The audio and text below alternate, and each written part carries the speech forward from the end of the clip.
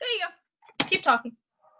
I guess I should have done that. Hey, you guys, welcome to the Woman's Cave. We're doing a quick run-through podcast.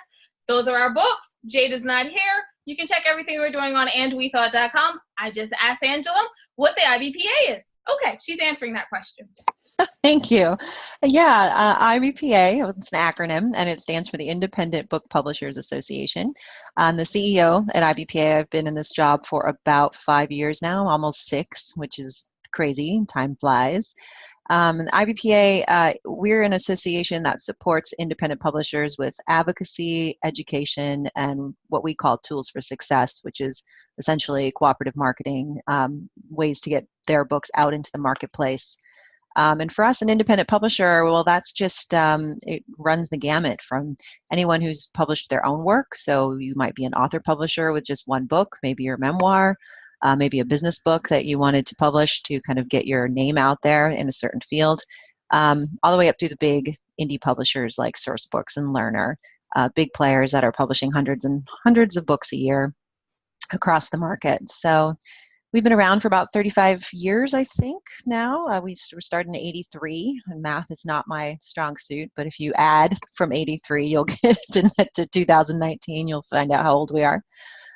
So yeah, I think we just celebrated our 35th anniversary, based in California, but we're a nationwide association. Yeah, I did not know they were based in California. So this call that you're watching right now, this is the second time, because I thought they were. Yeah. Everybody thinks everything's in New York City when you talk about book publishing, but I will tell you that it's spread pretty wide across the country, and I've loved it. I worked in New York City for 12 years before I got this job and moved out to California, and it's been great to see all the different kinds of great work that's happening across the country. And the sunshine. It's been great to see. Don't lie, it's great to see the sunshine. Yeah, and the sunshine's great. I was just in New York. It was snaining, raining, sleeting on my head. And if people were just walking around downtown Manhattan, like, whatever. And I'm like, you guys, it's snaining, raining, sleeting. Anyway. Yeah. How did you know that you wanted to go into independent? Because you just said you were in New York, so I'm assuming traditional. It was traditional. I worked with the traditional publishers, but I worked for a trade association too. So I've always worked in nonprofit associations, basically. My first book job was in a bookstore, like a lot of people, I think. But when I moved to New York City, my first job was with another association that did research and kind of studied the publishing industry and worked with the big players and supply chain issues. So I was always in that side of it, trying to help make a more efficient book industry overall, kind of like the high level strategic view of how publishing works. And the independent publishers, it came up as an opportunity and a good way for me to kind of advance my position, I think. So it was great. Oh, that's awesome. One more question, and then I swear I'm done asking questions, because mine wants to know. So what exactly does the IBPA do for independent published authors? Because we probably are going to want to sign up for membership. Mm-hmm. And secondly, because there's a part B to my last question, awards. You guys do awards. You have to tell us all about that. Okay, sure. Well, just to give you a sense of how many independent, I guess what we call them author publishers, so I'll just use the term that we use. We've got about 3,100 members across the country, and about 35% of those are author publishers. So, again, you can do the math to figure out what percent of that is. It's a lot, and it's growing. And we support them by helping them understand kind of what the publishing box looks like. We help them understand what professionalism in publishing is and how they can achieve that so that their book can stand on the shelf next to Penguin Random House book, for example, and look and feel and read and be as high quality as those books are. So a big part of our mission when we're working with author publishers is to kind of bring them up to speed on publishing as an industry, help them understand how to engage in the publishing industry, and how hopefully to market their work and get people to buy it.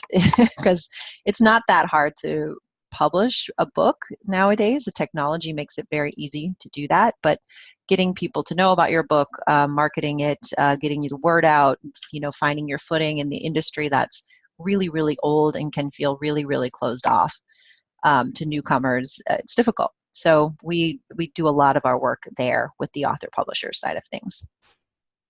Oh, and your part B was awards.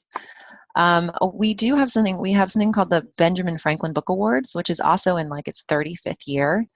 We've run it every year. We are right now in this huge sprint to get our finalists announced for this year, which will happen next week. We've got 55 categories or 54 categories, you know, because a romance book is very different from a science fiction book, which is very different from a coffee table book. So we do try to judge each book against its neighbors, its close neighbors. And yeah, so it's been going on for about 35 years, really, but by the end of it, we get 55 of the best independently published books, and they're just beautiful. It's amazing to me the kinds of books that are coming out through the industry right now, and I don't think they necessarily get the recognition they deserve, so we try and shine as bright a spotlight on them as we can. Thank you so much, Ms. Bole, for doing an impromptu, and I do mean impromptu. I just was like, can I ask you this question? She started answering it, and I said, can I click record? Impromptu interview. So can you tell us where we can find more information about the IBPA, and if you want to, about you, if you like, throw that in. Sure. I mean, I am so wrapped up in the work. If you find IBPA, you'll find out all about me. We're online at ibpa-online.org. You know, you're welcome to email me at angela@ibpa-online.org. We are around on Twitter and Facebook. Very easy to find us if you Google, if anything, IBPA will come up. Okay, she's not lying. IBPA is a cinch to find. Her email address, unless you have actually listened to this whole thing, not as easy. Not as easy. Yeah, that's kind of like, I guess I shouldn't put that out on the wide web, but honestly, if you just look at our contact us page, my personal email address is there, so it's not too hard to find. That's true. Okay, so you guys, that has been Angela Bole with the IBPA, and I will note it, there is a missing Jade. So before I sign off, you guys, you know I have to do it.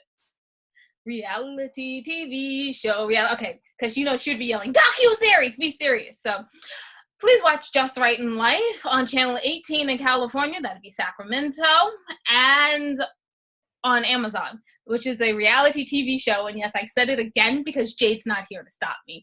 And you can find anything else that we're doing on www.andwethought.com. Go to the ladies tab, go down to the middle of the page, and right there in the middle of the page are the 3 charities that we probably support. You guys, please, please, please support them too.